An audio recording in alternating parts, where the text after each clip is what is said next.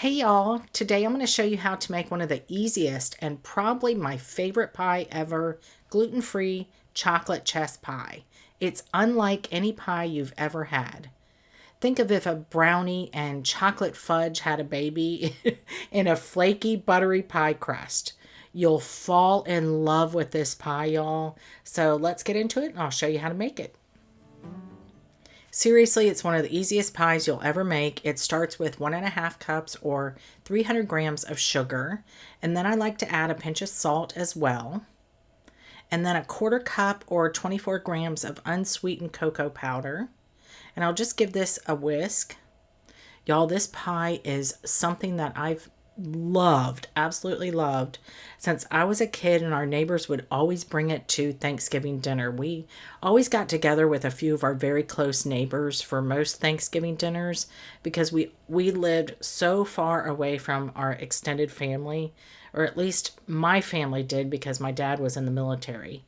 And chocolate chess pie was like the highlight of my Thanksgiving, if you asked me back then and now.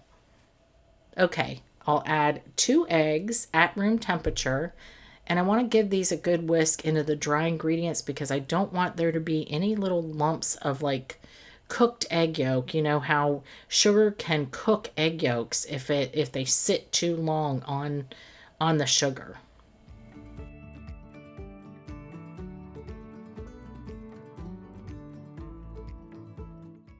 All right, that looks good. Now I'll add in a 5-ounce can of evaporated milk, which is 142 grams.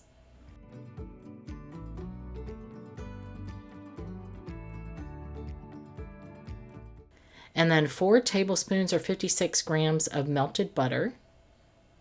And I'll give this another whisk.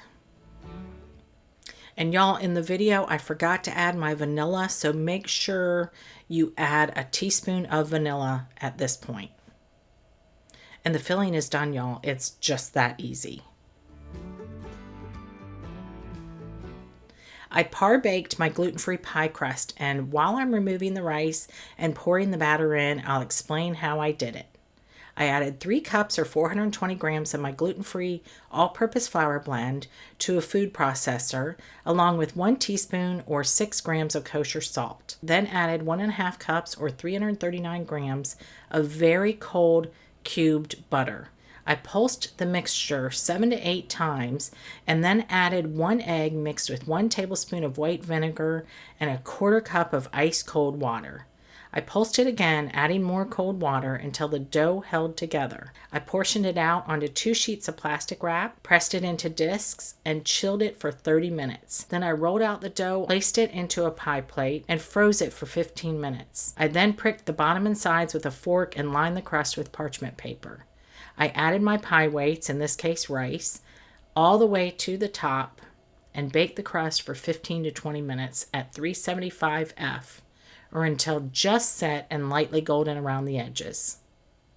Now I'm just adding my pie crust shield to the outside so the edges don't get too dark before the pie is done. And I'll place this into a preheated 350 F oven for 45 to 55 minutes or until it's set or just barely jiggles in the very center, y'all. This one isn't jiggling at all, that's okay. I'm going to let this cool completely, and as it cools, the crust will crack more and it'll sink even a little further. Then I'll refrigerate it for 3 to 4 hours. Y'all, if you've never had chocolate chess pie, you have to try this recipe. I'm telling you, it is insanely good. Like I said, it's been one of my favorite pies all my life for a reason. What could be better than a pie with like the best characteristics of a brownie and chocolate fudge with a crunchy crust on top and flaky crust on the bottom? I can't think of much. Enjoy.